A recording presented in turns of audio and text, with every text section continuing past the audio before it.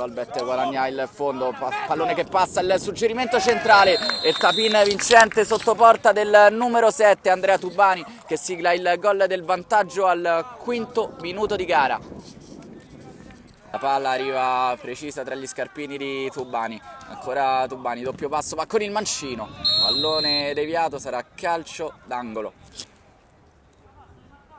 Scarica ancora per Cao che va a centrale dal numero 10 Graniero, sbaglia il passaggio, ne approfitta Tubani, ancora Tubani, si porta il pallone sul sinistro, va con il mancino, doppietta di Andrea Tubani e 3-0 Golbet calcio 8, ha fatto tutto da solo in questa occasione il numero 7.